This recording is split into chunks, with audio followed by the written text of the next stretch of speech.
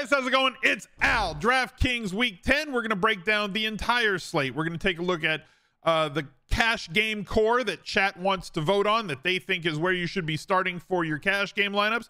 They're going to lob questions at me for the next 45 minutes or an hour. I'm going to do my best to answer them as truthfully as possible with the information that we have. We're recording this at 9:55 a.m. on Friday morning. See, I got it right this time instead of 9:30 in the morning in the afternoon.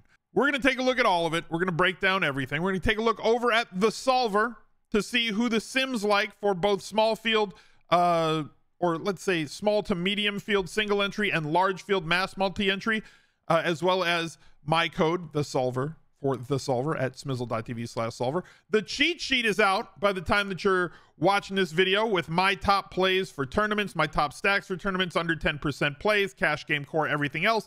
That's in our Discord at smizzle.tv/discord, but you only have access to that if you're a channel member here on YouTube or a subscriber on Twitch. It's $5 a month. Smizzle.tv/join will get you access to that. So thank you guys for being here. Drop a like on the video, subscribe to the channel, ring the notifications bell so you get notified every time I come out with new content, and let's go. He's a legend. Smiz Gang Listener League is up for week 10. Let's make sure that we fill it. It is $10, 3 max, $40,000 in the prize pool, and no rake at all. Zero service fee. That is not there in the lobby as a result of that, right? They're not going to publicize this league. This is just for members of the Smiz Gang. If you watch this video, you should probably get into it. And the way you get there is through my link tree at smizzle.tv/links. That will have the link to the Listener League, as well as the Al Smizzle Fantasy Football channel, where I shout out the top 10 finishers in the Listener League, as well as go over all of my cash game decisions from the previous weeks, my tournament lineups, high stakes, and Millionaire Maker, and everything else, so you can see if I won or lost, and where I was right, where I was wrong, where did I get lucky, where did I get unlucky, and how we can improve our process for the coming week. So go sub to the Al Smizzle Fantasy Football channel, as well as jump in the Listener League today.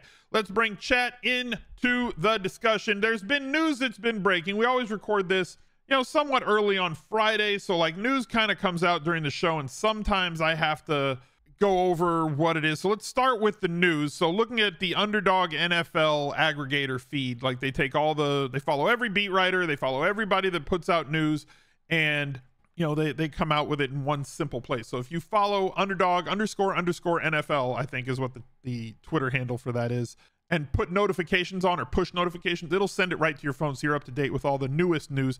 Kyler Murray will make his season debut and start in week 10. T. Higgins has already been ruled out. The news on Jamar Chase is he may play, so we don't even know if he's going to be going. If he's there, is he just in decoy mode? Is he active or is he active? We don't know yet. And Curtis Samuel is questionable for week 10, still dealing with that injury.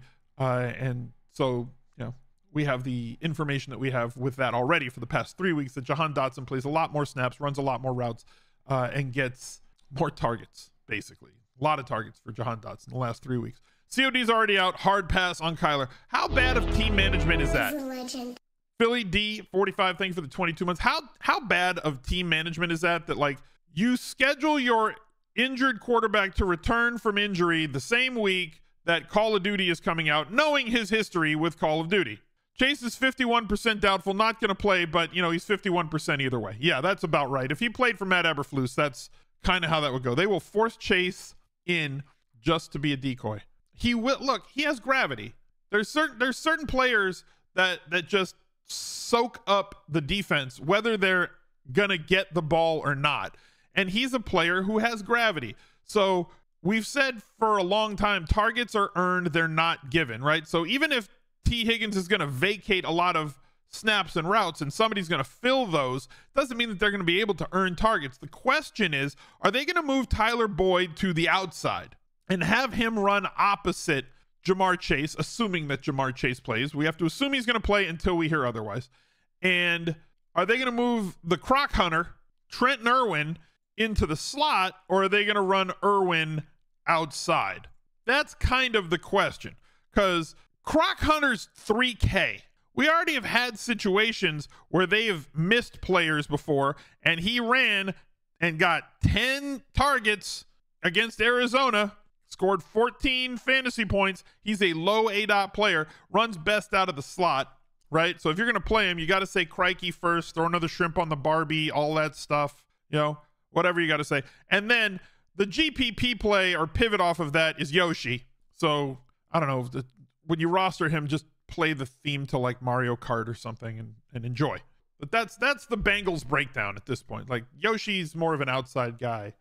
A dingo ate by Higgins. Damn it. Mixon, Bijan, or Walker for GPP. The first two are going to be extremely popular. Mixon and Bijan are probably going to be over 20% this, more than likely. You know, Mixon could see a lot more targets too. He could go from being a 3-4 target guy to a 6, 7, 8 target guy. I think he is very much a cash game play.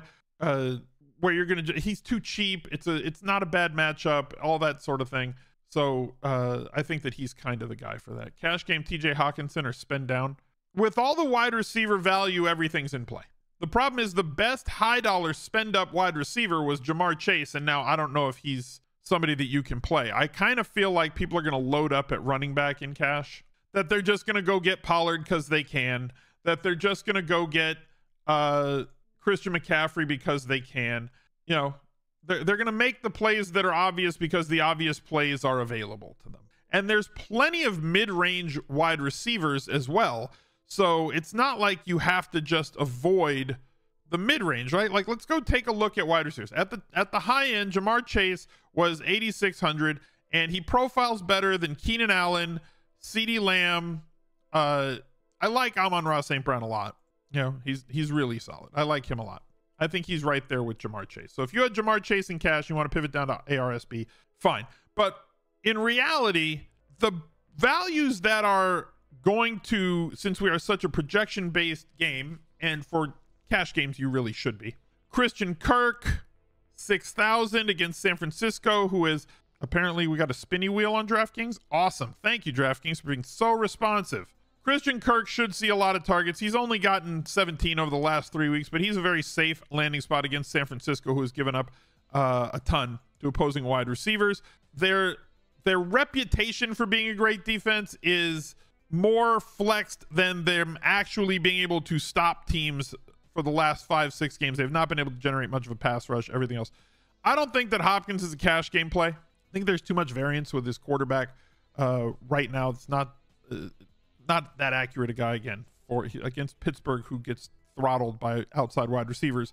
Caught 4 targets on 11 passes. He's going to get volume, so that's nice. However, when you look down just a little bit, down into like this range down here, you have Drake London against Arizona coming back from his injury, full participant at practice. Deontay Johnson is going to get 8+ targets every time he hops out onto the field, and with DraftKings scoring, it just works that he is the perfect DraftKings play, and 5,400 is an absurd price for him. Marquise Brown gets an upgrade at quarterback. He has been high volume all year long. He should remain high volume against Atlanta this week. Now he has more access to his ceiling without Clayton Tune or Joshua Dobbs throwing him the ball. For all the things, all the jokes we make about Kyler, you know, he's short, or, you know, he plays Call of Duty and doesn't study for football games. Like, he's more accurate and he's a more talented passer, and he's able to unlock Marquise Brown's ceiling in a way that these other guys are not. Jahan Dotson, the last 3 games with Curtis Samuel hurt and or out, has had 26 targets over the last 3 weeks. He's 5K. Like, Tyler Boyd is 4,600, is going to just soak up a lot right now. Like, I think he's got a floor of 6 targets this week at 4,600, aside from all the other values. So I kind of feel like it's a mid-range cash week for wide receivers, like probably Croc Hunter or somebody in that range, and then 2 of these mid-range guys, and then go with, like, you could just play whatever you want. You know, you can play whoever you want over here. You can play McCaffrey, you can get Pollard, you can you should have Mixon in that lineup. I think that people are going to get after Rachaad White following his good game, although Tennessee has been a pass funnel for the most part, but more recently less so than they were at the beginning of the year. But, like, you could play whoever you want in this range because you're going to have the money to be able to do it. And then, obviously, again, Bijan Robinson is playing against Arizona, and I don't know. I don't know what to tell you. Arthur's going to do whatever Arthur wants. So, like, people come into the replies. It could be you on YouTube or on Twitter, and, like, I'll post, like, this is what the math says to do, and then people say, hey, You know, this other thing is a thing, like an anecdotal response. Like, hey, a guy who won yesterday didn't have any correlated players in his lineups. Do we really have to correlate anymore? I can't have that discussion because it's a discussion that's outside of the realm of reality and what the math says. And it's like, hey, this outlier thing happened. Should I just do the outlier thing all the time now? You know, you're at a craps table. Somebody rolls snake eyes 4 times in a row. Hey, should we just bet snake eyes every time? No. That's a random statistical outcome and something you should not probably be doing moving forward. It's great to look back at it. In hindsight's 2020. We can make, I've never lost a bet I was allowed to make after the game ended, but they don't let me make those bets. So like, Bijan Robinson's the better back. He's got a fantastic matchup. I have no idea if Arthur's going to play him or not, like the amount, or give him short yardage, or if he's going to keep giving him targets or anything. No idea. So like, Arthur, play whoever you want. Play whoever you want, Arthur. I don't care anymore. Thoughts on Kyle Phillips for Tennessee if Burks is out? Yeah, he was on the field a lot last week. He's fine.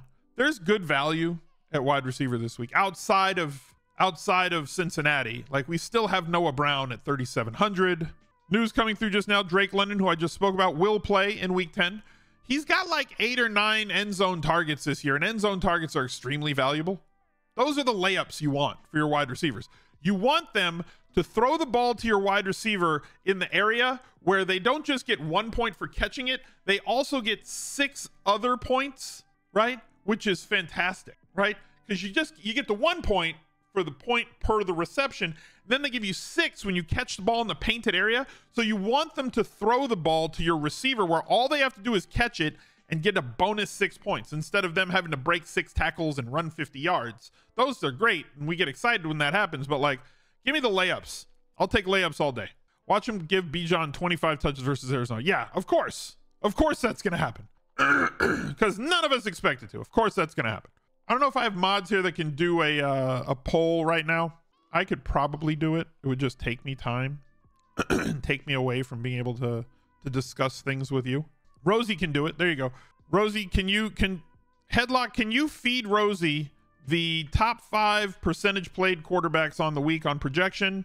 Frost put the players and mods. Perfect. Rosie, go to the mods channel and run like a 1 minute or a 2 minute poll so that we can get the cash game core from chat. Players that they believe are the consensus cash game plays. For quarterback first. Quarterback, then running back, then wide receiver, then tight end. Cowboys and 49ers stacks to leverage off Pollard and CMC. I don't think CMC is going to be widely held. Like, he might get there because there's so much value that people will be able to afford him. ETR has Robert Woods with a 0 for ceiling projection. I mean, if it looks like he's out, so I don't think they've projected him yet, right?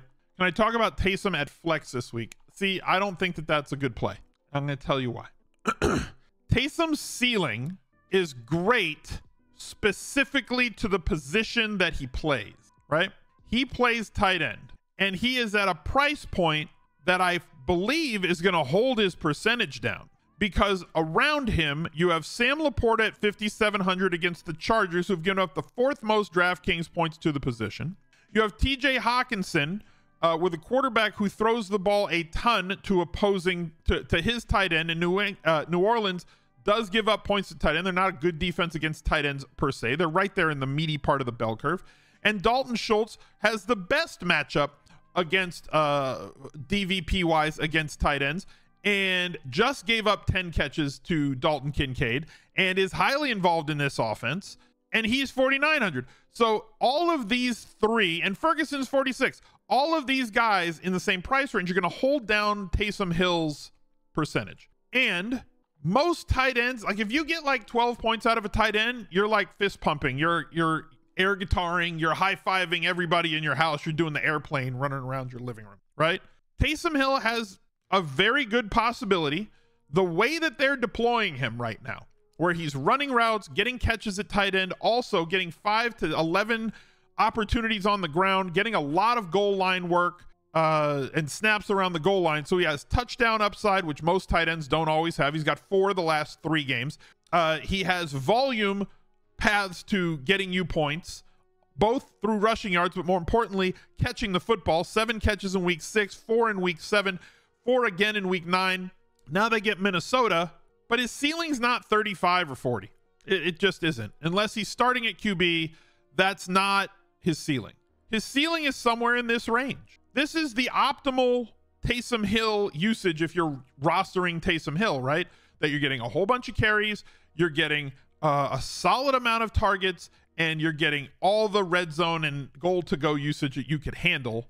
And he's topping out at like 16 to 22 points, which is fantastic at the tight end position where most guys end up averaging, the top guys 15, 12, 13, 14. Like, you could win that position with a 22, especially if these other top guys really only score 8 to 12 points. Now you have a differentiator. But when you put him at flex and you look at that price range, you're looking at wide receivers who now have a ceiling that is way different. 27.8. Christian Watson, we've seen him have massive games, 2-3 touchdown games in the past. Rashid Shaheed, 4,300. Different type of ceiling. Like, you have access to bigger games. Marquise Brown's put up 35, 40-point games in the past. Deontay averages 14.8. He sits when he's getting this sort of volume at 16 to 22, has 35, 40-point ceiling. Taysom doesn't have that sort of a ceiling. So I think he's fine at tight end as a one-off. You don't need to correlate him because he's correlated with himself. But I'm not going to open up flex to him because he doesn't have, he just doesn't have the ceiling to play in flex. Taysom equals Arthur Smith to you. There's a lot of frustrating spots this year. Any interest in ETN this week? He's tough to get to. We know that if they get around the goal line and that they're going to utilize him. San Francisco better against the run than they are against the pass. I don't think that the pass game for Jacksonville is going to be heavily held. So the only thing you're leveraging off of is the same price pivot off of like Pollard. So he's tough to get to this week. You don't like any of those 5 QBs. I posted this morning in the subs cash game. Rosie's out of pocket with the polls right now. I got it. I got the QB. I'm just going to say this. You've seen the shirt, the Spencer Strider shirt that I have that says, I hate all of my opponents equally. I hate all of the cash game QBs equally. Or I hate all the QBs equally for cash would be a more correct way of saying it. They all suck.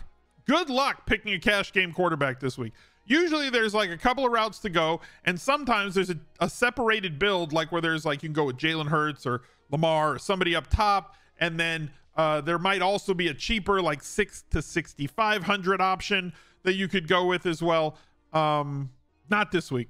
They all suck. They all have a really low floor, and they all have the same ceiling. Every single one of them. So looking at the quarterbacks, Will Levis, you're going to play Will Levis in cash. Great matchup. Are we really playing him in cash? We've seen the ceiling. This is the realistic floor.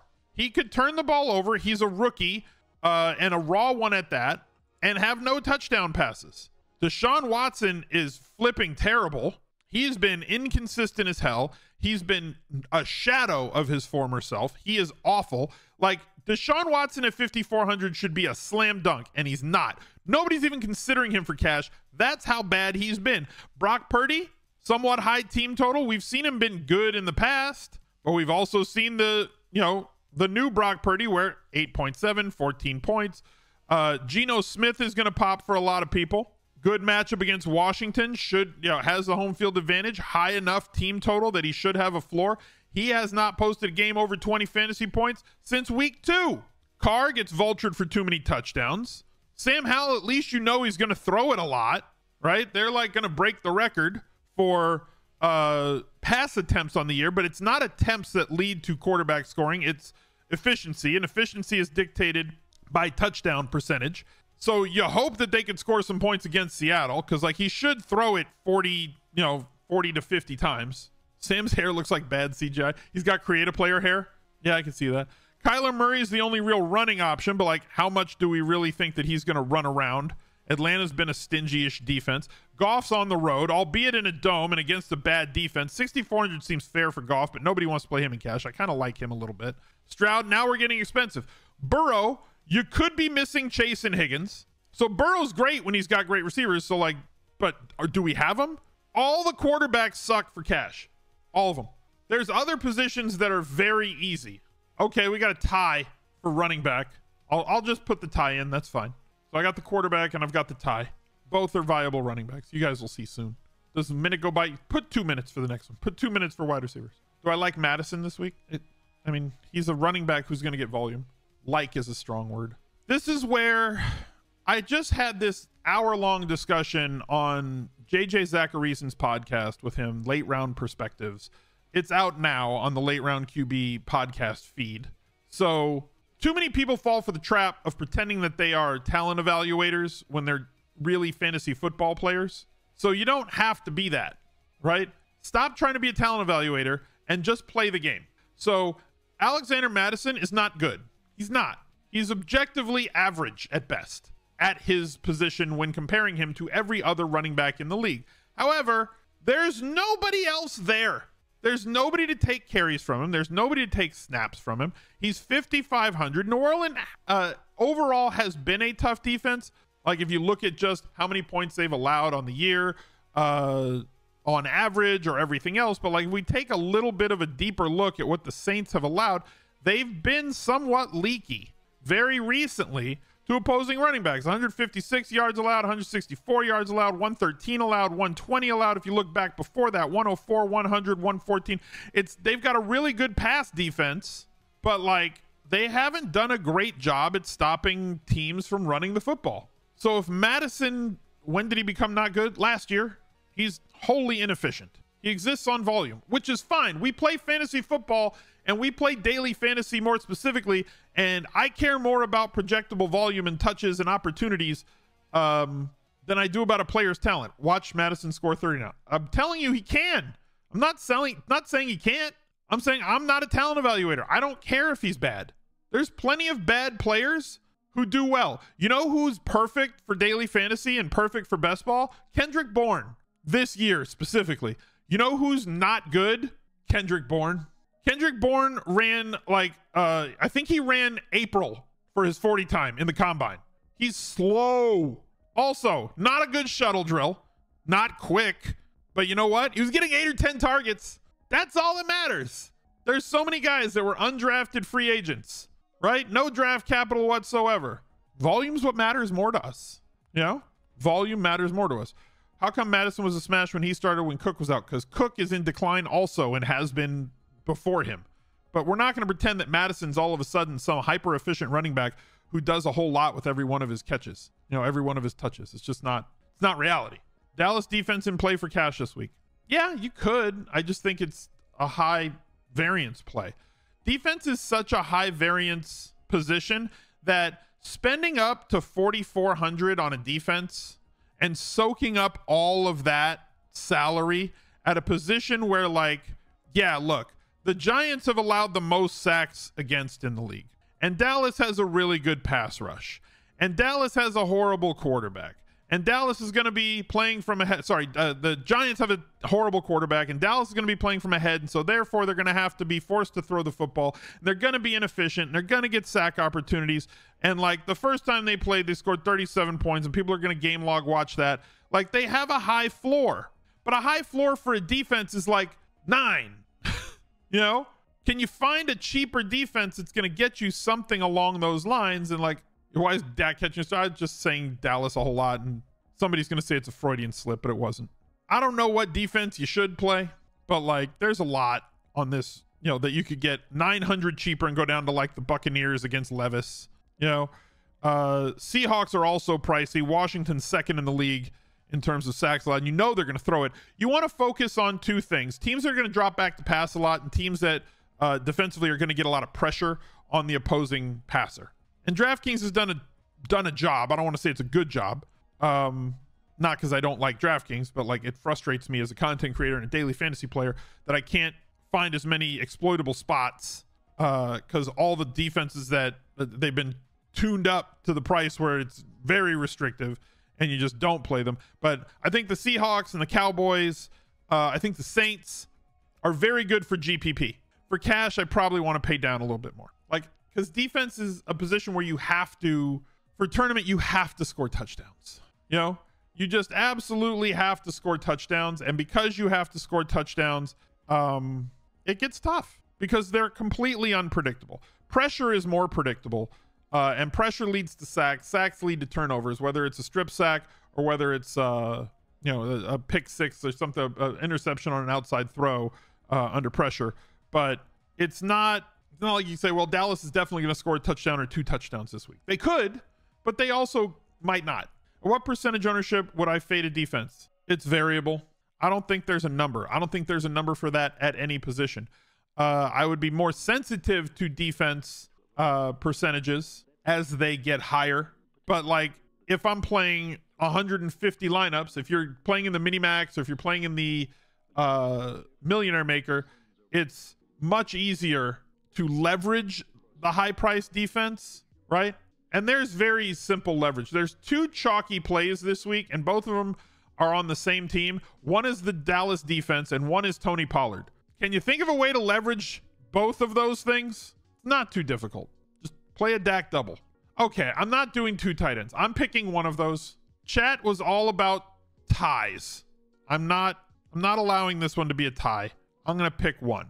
So I've got chat's cash game core. Let's go take a look at it. At tight end, they had a tie between Dalton Schultz and Trey McBride. I'm going to take a stand here as the fence sitters in chat just want to pick 2 people. Trey McBride's the best value play on the board. Okay. Against Baltimore, the first game that Zach Ertz was out, 14 targets. He played over 90% of the snaps. Last week against Cleveland, played over 90% of the snaps, was only able to earn 5 targets. But Cleveland on the year allowed like something like 80 passing yards to Mark Andrews way back when they played early in the season. And to every other tight end combined the rest of the season, they've allowed less yardage than they allowed to Mark Andrews that 1 week. So it's not like it wasn't the toughest possible matchup that you could get for a tight end. And it's also not like they had a guy named Clayton Tune playing quarterback. Now he upgrades to Kyler and also upgrades the defense that he's playing against. Trey McBride is on. He's going to have 6, 7, 8, 10 targets this week. 3,500 is too cheap for him in cash games. You're probably just plugging and playing him right there in that spot. The other players that they had, cash game quarterback, they voted for Joe Burrow in this spot. I've already given my diatribe on cash game quarterback. I don't care. Play whoever you want. They all suck. Joe Burrow would have been the slam dunk cash game quarterback this week if Jamar Chase and T. Higgins were healthy. This was the no-brainer, no-doubter, 6,800, really high floor, probably going to throw for multiple touchdowns. Joe Mixon is somewhat in decline at this point from a metrics point of view. Doesn't mean he can't do really well on high volume for one game, as he's projected to do this week against Houston. But like, they're going to rely on Joe Burrow's arm and Jamar Chase's back and apparently T. Higgins' hamstring, both of whom could be out this week. So like, if both are out, if Chase is in decoy mode or can't go, like, there are paths to failure for Joe Burrow, just like there are for every other quarterback in cash this week. Joe Mixon though, 6,200, 13 targets the last 3 weeks, 17 targets the last 4 weeks. This is the type of volume that we want to see out of a DraftKings running back. 13, 20, 17.8, only 6,200 at home against Houston and favored. 5-box running back. Also, Rachaad White, in a good situation himself, has really flexed high lows all year, but very consistent the last 3 weeks. They're not going to be efficient running the football on the ground, but thankfully Rachaad White is a good athlete and also is very good in the passing game. 17 targets the last 3 weeks. If he maintains that over 5 target rate, he is too cheap at 5,800. There are other running back plays as well that you can go for. I think that you can get to Pollard. I think that you can get to McCaffrey if you really want to, because there's enough value at wide receiver with all of the injuries that are out there across the board. And chat has chosen Amon-Ra St. Brown as their desired cash game wide receiver that they want to go with. And like I said, you can afford him. He's, what, 900 cheaper than Christian McCaffrey. You know that you have like a really high floor of targets and a high conversion rate from targets turning into catches because of the type of routes that he runs. Indoor game, yes, road golf, but in his old hometown and against a defense that can't really stop anybody. So ARSB, the Sun God, looking pretty good this week at 8,300. There you have it. Whoa, we don't stack bloats around here. Sarcasm. Exactly. So like, we mentioned it before and somebody just brought it up. So like, looking at the team totals, let me go over here. Where's the Vegas page? There. This is a free page. If you go over to Fantasy Labs, smizzle.tv/labs with an uppercase L, you can go over here to NFL, this little drop down menu, and you come over here to Vegas. This is a free page. The models and the new Sims tool that they have, those are both paywalled. But the Vegas page, that's free all time. The highest team total on the slate is the Dallas Cowboys against the New York Giants. The biggest mistake that players make year in, year out for the eternity of my history playing daily fantasy is that people just guess that this is a blowout game, and so therefore I can't possibly play the passing game because, and I quote, Dallas is just going to run the ball the whole game. Not necessarily. We've seen this in the past with Tom Brady. We've seen this in the past with Lamar Jackson, with Patrick Mahomes, with Josh Allen, where they were 13, 15, 17 point favorites and they score a bunch of points. And then so you're going to get other reply guys that are going to say, well, when Dallas is up 40 in the middle of the third quarter, they're going to take all their starters out. Well, if they're up 40, that means they've scored 5, 6 or more touchdowns. And I'm going to guess that Tony Pollard's not going to have 6 touchdowns this week. He might, probably won't. And so, like, what if they're up that because they just decided we found holes in this Giants defense and we can attack them through the air and be extremely efficient and break tackles on a couple of passes, and all of a sudden we're going to have 4 touchdown passes and 270 yards in the first half and be up 31 or 34-3. Dak's got 4 touchdown passes at the end of the first half. Things like that happen historically to some of these guys when they're so, like, the stacks end up being really low owned versus what the team total is. And this team total is going to come down due to injury if Jamar Chase is out because he matters. They're not on the slate. They're down at 25. So you got a team that's got a team total that's 2.5 points higher than everybody else. Lions stacks, go after them if you want it. Seattle stacks, sure. San Francisco 24. Under 24 points is where it starts to get a little precarious for quarterback stacks. Historically, it doesn't mean it's impossible, but historically, because we've seen it happen a ton, they're just more outlier than, teams that have a team total of 24 or above tend to have more access to a big time ceiling game, a quarterback game of scoring 30 or more fantasy points than games where teams have a team total below. So you kind of have to pick your spots where the team totals are below. Crew Hound, thank you for the 7 months. Call of Duty dropped today. I know he's starting, but I'm fading Kyler Murray. I know that that's like, it's a meme at this point on this channel for sure. But like, if he doesn't have a good game, oh, the Call of Duty memes are coming.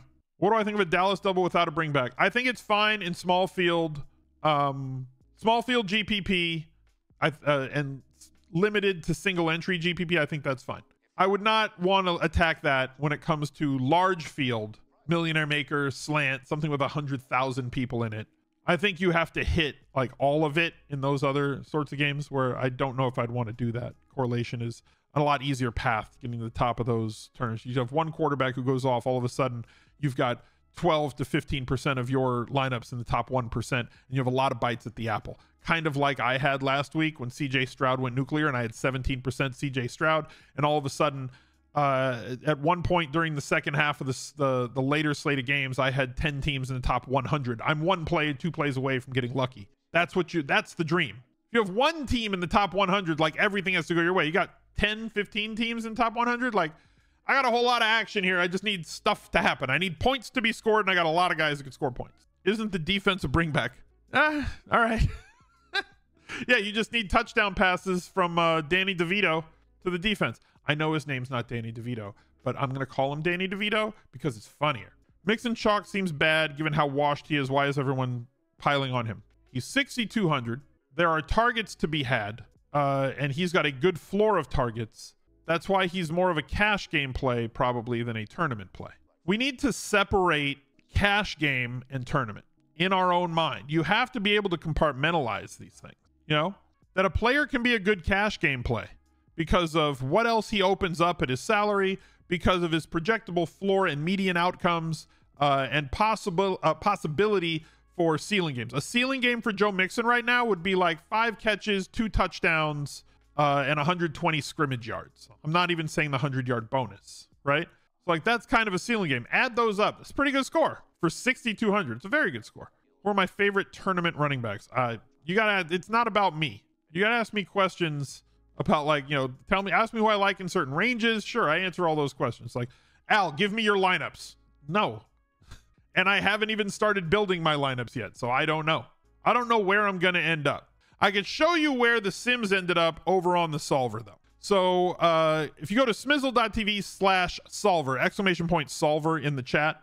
Right now it's Friday and things are going to change as value comes out and everything else. But like the solver seems to have, and I run these like about 300 lineups. Today I got like 276 with a smattering, a poo-poo platter, if you will, of different quarterbacks. Let's see how many quarterbacks I have in this poo-poo platter. 1, 2, 3, 4, 5, 6, 7, 8, 9, 10, 11 different quarterbacks. I ran 150 lineups for all of them. I picked out the top 20% of their possible Sims outcomes, and this is what it spit out. We got Geno Smith, Dak Prescott, Tyler Heineke, Joshua Dobbs, Burrow, Murray, Purdy, Stroud, Lawrence, Herbert, Jared Goff. The Sims in the slant are pretty clear that it loves Geno. Large field mass multi-entry, it really likes the Geno lineups. And if we take a look at the single entry, chat wanted me to run it for the spy. So here's a $100 spy, 444 entries. It also loves Geno. So this week, the solver and their Sims absolutely has a crush on Geno Smith. Go to smizzle.tv/solver so that you can play around with their lineup building tool for NBA, for NFL, as well as their Sims product that can help you be a better player. It's certainly a part of my process this season, and you should probably use it as part of yours. Sims is becoming the new era. We've talked about something that I kind of got into gently with, like we kind of glossed over it a little bit with JJ yesterday, was like all the different eras in daily fantasy. I started playing in 2011 and it was like the Wild West era when like there was no projections. And if you had anything resembling a good projection set, you just printed money. It was free. It was great. Like every day you would just make money. $100 here, $1,000 there, $5,000 there. Like every day, your whole draft street right side of the screen was just green because you were better at the game than everybody else who was just playing off feel, and you had something that was projectable and they didn't. Then you got like the coder era before lineup builders became proliferated on every different site. Fantasy Labs, rotogrinders, Daily Road, like all the different sites ended up having one. But that was the beginning of 2016 when those started coming out. But from like 2014 to 2016, people who were really good at coding and stuff kind of built their own tools, but the public didn't have access to them. And you had a lot of guys who were just crushing, very specifically at NBA, where if you could build a lot of lineups really fast and more importantly, edit and upload those lineups really fast right before lock, as opposed to the rest of us where if a player went out, we had to use the batch player change thing to try and get new players in, but you couldn't optimize, as opposed to the way you do it now. There's a massive change. You run a new optimization with the new projections, you upload it through the CSV. So like all those dudes, and I'm not going to name names, but if you've been around that long, you kind of know who was dominating back then and then got Ligma and fell off, like completely fell off. As soon as everybody had access to an optimizer, they fell off. So then there was that era, which lasted a while. And that led to this new era where everything got more efficient. Everything became projection based and very much around game theory for you to be able to win tournaments. And that's why we've started to focus more on single entry and smaller field, because the game has become extremely efficient when it comes to cash games, when it comes to at the higher stakes, when it comes to large field mass multi-entry. Everybody's got access to these tools. So if you can focus on games that you can beat, be more selective, it's better. And now the new era is the Sims era. And like, if you're somebody who was able to thrive in all of those eras, it's been hard. What's Ligma? Never ask that. Never say that. Never ask that. You don't want to know. Some people know. If you know, you know. Do I think you can fade Lamar's deck? You could fade anything. Cleveland's a very tough defense, but Lamar is a very tough stop. Second time against a divisional opponent, they're very familiar with him. Impossible to know. Noah Brown or Irwin in cash. Irwin's the cash guy. He's the block. He's going to run a lot of routes. He's going to be open. He does not, he has a high conversion rate of target to catch. He also gets utilized downfield from time to time. Noah Brown could be fighting the return of Robert Woods. We don't know yet. I like Noah Brown a lot. I think Noah Brown gets 5, 6, 7 targets like he has been getting since coming back. But if you throw Robert Woods into that, and Nico's healthy, and Schultz is there, and Tank is there, now there's 4 wide receivers for 3 spots, and that's tougher. What do you do with 130K Twitch Smiz points? You flex. even with Collins that we don't have. Guys, I can't say yet. Okay, fine. It just came through. Nico Collins calf. So this happened when I was live. Nico Collins will not play in week 10. Yeah, that definitely bolsters. Now if Robert Woods is back, now that bolsters him. Okay? This is the problem with me being live the last 45 minutes. Like, you guys can watch the show and check news. I have to just like do the show. So yes, Nico Collins is now out. That is news to me that was not available to me at the start of the show. It came out during the show. Nico news just came out 28 minutes ago. So without him, yeah, Noah Brown gets a bump, a floor bump, because now he's not going to spend time off the field. Even if Bobby Trees is back, Noah Brown's going to be fine. And the guy who really takes an uptick is Tank. Now Tank Dell at 5,500 is better. Also, Damian Pierce out means Singletary is going to be there, which means that they will probably default to throwing the ball a little bit more than they did before. If only I had 73 monitors. Batty, I need your setup. I need Batty's stream room to be able to stream optimally. Trying to get receiving grades. Are Burrow and Stroud still top stacks? Burrow less so, but differently. I don't think Burrow has the 35 to 40 point ceiling that he has when he has Higgins and when he has Chase. Because I don't even know if Chase is a thing right now. Right? I don't know if he's playing or not. Or if he's playing, if he's going to be in decoy mode. We won't know that until later. Like, everything comes back to the Saturday Night Live sketches right now. It's impossible to know. So if he doesn't play, now you have a massive path to value. You have Burrow, but you have a 3K wide receiver. You could have two 3K wide receivers. You have a 3K and a 4,600. Well, now it's a value play as opposed to a ceiling stack where we have to pay up and know that he's got, like, he doesn't need 40 points then to make that pay off. Stroud, not the same player on the road. We're not going to, that's like the smallest of sample sizes. I can't pay attention to that really being a thing. He's had what, 3 or 4 road games. We're not going to pigeonhole a guy after 3-4 starts in his rookie year. I think that that's really bad process. So let's avoid doing that. So looking at this was a game. No, he had 1. Where's the week? What week did Irwin go off? Somebody in chat tell me really quick. Stacking isn't a thing in cash? No. You want to stack values in cash. So if you have 3-4 guys that project as great values, then by all means, go ahead and play them. Week 5. There we go. Okay, so here's PFF. Week 5. This is Yoshi. Pass routes. No T. Higgins. Chase, Boyd, Croc Hunter. People are projecting that Tyler Boyd is going to move outside. But we've already seen them deploy this wide receiver set. And Tyler Boyd played 89% of his snaps in the slot that week. And it's the philosophy that we always talk about, that the NFL is a next man up league. This was what led us to Greg Dortch in week 1 last year. Somebody was out, but the guy that was out was a slot receiver. And the next slot receiver up was Greg Dortch. And they weren't going to take Andy Isabella, who was lined up outside all preseason, and change his job and move him into the slot and then elevate somebody else or change somebody else's job and move them outside. Higgins is the one who's out. They're not going to take Tyler Boyd out of his job, his little Snoop jobby job as their slot receiver, and move him into a new job only to put another guy into a new spot as well. They're going to let Boyd do his job. They're going to let Jamar Chase do his job, assuming that he plays, because right now I have to assume that he plays as the X wide receiver. And Trenton Irwin is going to come in and he's going to play on the outside, just like he did on 72.1% of snaps that game. And he can earn some targets out there. You know, he's not great, right? We're not looking at him to be a talented player. He's not great, but he's 3K. How great do we need him to be? He can have 6 targets, catch 4 of them for 45 yards, and in cash, like, that's fine. Or he could catch 8 targets for 70 yards and maybe sneaks into the end zone on one, and all of a sudden you had to have it, you know? So at 3K, he's very solid. Now, let's take a look over at Houston. Let's do that as well. So let's look at Houston last week. Let me set all this up. I got to go into PFF again. This is what we did on the Anti-Tinkercast last week.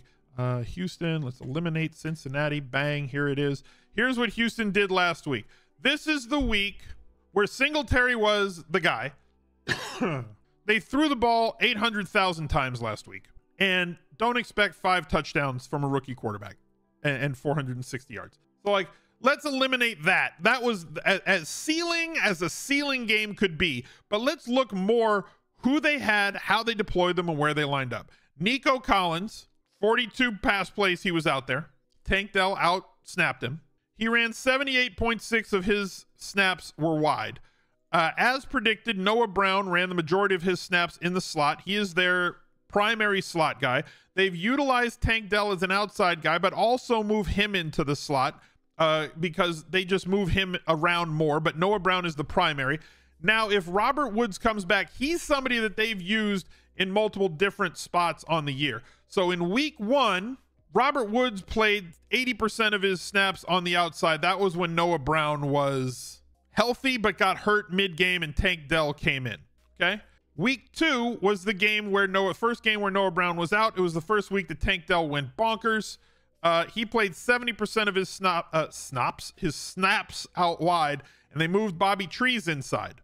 So they've played him inside and outside because he's that professional receiver that I speak about a lot on our shows, where this guy is a professional. He can do what you expect him to do. He's not going to be a superstar at this point of his career, but he's going to run plays. He's going to run block when you need him to. He's going to be where his quarterback expects him to be. He's like a soft, warm blanket. So if I had to project, I would say that if Robert Woods is active, he plays more on the outside this week. I would say that Noah Brown probably runs his normal 60 to 70% in the slot. And I think that they have a variable offense with the 3 of them where they use them in a lot of different lineup combinations. Trees will play a little bit in the slot, and Tank Dell will play 25, 30% in the slot, and Woods will play 15 to 20% in the slot, and Noah Brown will play 50 plus. That would be my guess. And so even though Stroud is expensive, and even though they've priced up the tight end Schultz, this isn't a situation where you need to be fading Stroud stacks. Partially, and I'll end with this, partially because Stroud is 6,900, the highest price he's been on the year, 700 more than he was last week, 10% price increase. And price goes up, more people are excited to play him because, they've seen him have a ceiling now. The wait and see guys, I need to wait and see if he do that. Well, now they've waited and seen, and now the opportunity's gone and people are going to jump. So like the percentage is going to go up, but the price should mitigate that somewhat. Cincinnati as a team has allowed the most explosive pass plays per game of any team this season. 10 plus pass plays per game that are considered explosive. And you look at what the Bengals have, and really bad against opposing tight ends, right?